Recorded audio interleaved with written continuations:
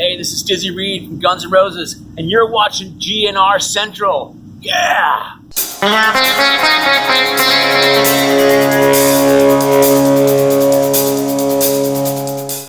Hey everybody, what's going on? And welcome to Guns N' Roses Central. And today we're talking about the true story between Axl Rose and Scott Weiland. Now, the only time I've ever heard, the first time I should say I heard Scott Weiland ever comment about Axl Rose was a 2004 interview that Revolver did on Howard Stern's show. Here's what Scott said. It's kind of a little, 2-second thing he said, but they were talking about Axl's appearance and his voice at the 2002 Video Music Awards. I'm a big fan, but it does appear that Axl lost his hair and has some sort of hair weave.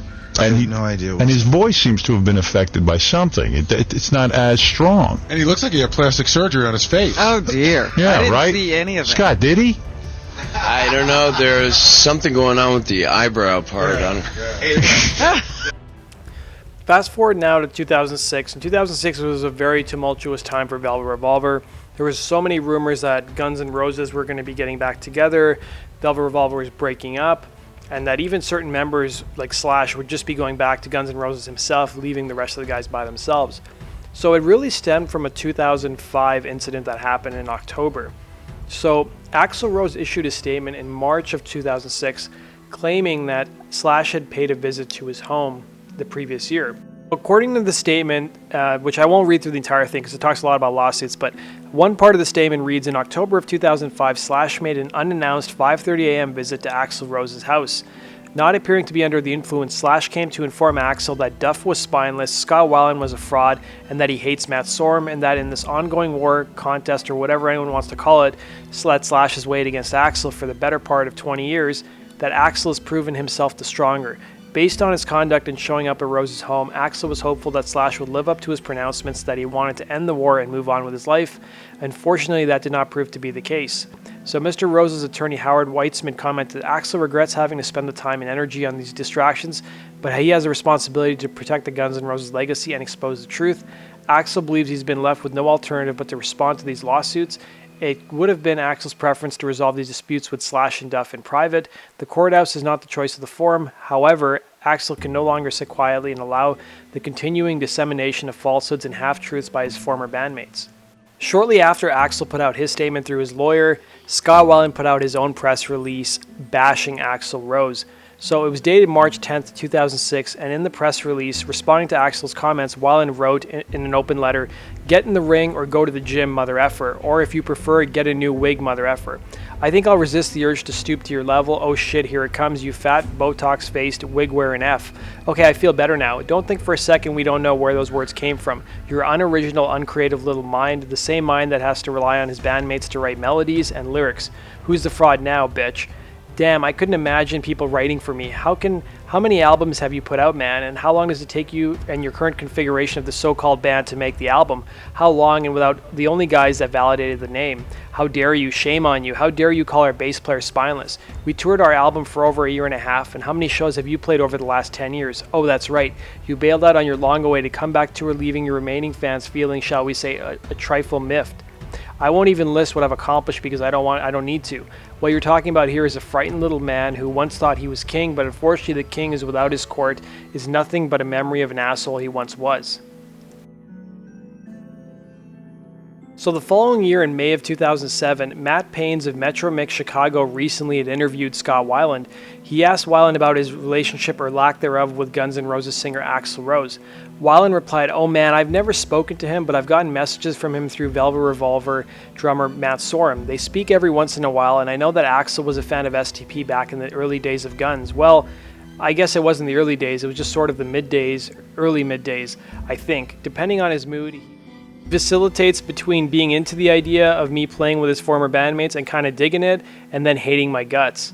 So after reading the interview, the webmaster of the Guns N' Roses fan site Here Today Gone to Hell contacted Betta Labias, who at that time was Axl's assistant and close friend, to check the validity of Scott's quote, and she put out her own response saying, though Axl spoke with Matt roughly a year ago, Scott doesn't interest Axl. There were no messages, no facilitating, and no messages were given to Matt by Axl for Scott. In fact, earlier on the same night that Axl ended up speaking with Matt, when Scott saw Axl enter the same club that he and Matt were in, Scott immediately ran out of the club, which Axl's guests found mildly amusing. Beyond that, nothing. I was the one with whom Slash spoke with when he came to Axl's house in 2005 and expressed his negative comments regarding the others in his new band. Behind the scenes, it's a very different story than what the public is sold. So basically, she came out and admitted that, hey, the press release that Axl put out was BS because Slash never spoke to Axl himself. Duff was asked about the war of words between Scott and Axl, to which Duff said, I won't get involved in a war of words, people say all kinds of stuff and I'm not going to be one of them. Following the demise of Velvet Revolver in the spring of 2008, Scott Weiland gave an interview in June of 2008 where he talked a bit about Axl Rose and actually sympathized with him and made some startling revelations. He was asked about his relationship with the Velvet Revolver guys, and he basically said right now it's like a relationship that's dead in the water where you need space to figure out if it's important enough to last. The band needed time to sit back and let the creative juices flow, and also time away to realize what everyone's part is and why things have gotten to the point where they're at now. Now, I'm not saying that I'm innocent in all of this, but everybody at this place where the effing finger is getting pointed at, and they're all pointing the finger at me. When you think about it, isn't it ironic that the band is regurgitating the same story that they did with Axl Rose in their last band, where the lead singer was being demonized? Originally, I thought, what a troll he must have been, referring to Axl, what an evil man. But you know what? I have to say I have an entirely different opinion of him today. The interviewer followed up by saying, that's a turnaround. Last year, you verbally laid into him in a very public manner, to which Weiland said, but you know what? That was a long time ago and I'd heard a lot of stories, but there are two sides to every story, and having been in this band, I actually feel for the guy and understand him a whole lot more. He also revealed that he thought that Guns N' Roses should get back together at that time, and he said, I think that would have been the greatest thing that they could do. I think the world would have been very happy if they could stop talking trash about Axl in the press. It almost happened. He said the Pens were ready to sign, and with the greatest hits there was a possibility, but there was too much stuff being said, but it was a close call. I would love to see that happen. As a Guns N' Roses fan, I'd pay to see it.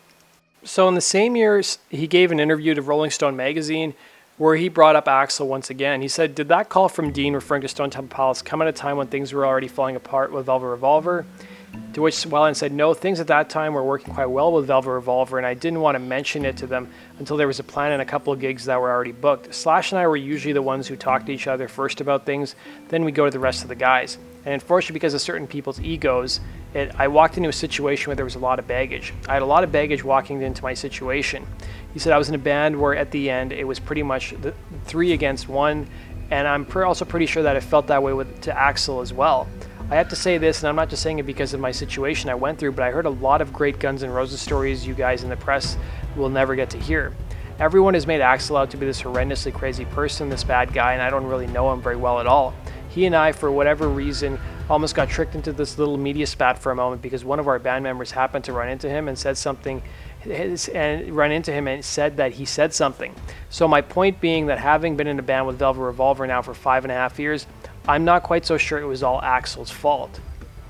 On top of that, Weiland said, it's like, why does it always have to be the lead singer? Matt saw him in front of my face. He was the sweetest guy in the world, but there were sometimes, out of the blue, the guy who just randomly hated me. We all carried our own baggage in that band. In a sense, that's why people were intrigued, especially for the first couple of years, because they were kind of waiting on the train wreck to happen. They just thought it would happen a lot sooner. So just prior to Scott Weiland's passing in 2015, he talked a bit more about the Guns N' Roses reunion. So he was interviewed by Alternative Nation, and they brought up his 2006 feud with Axl Rose.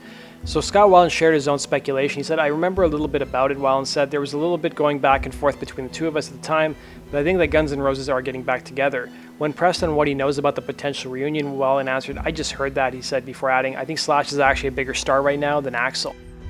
So 2 years following his death, his former bandmate Dave Kushner was interviewed on the Appetite for Distortion podcast, and he told a story of how Scott Weiland once ranted at a manager for trying to reunite Guns N' Roses. So in his interview, he said there was a time when we were trying to make our second record, Libertad. The only reason it came up was because I think Irving Asoff started managing us.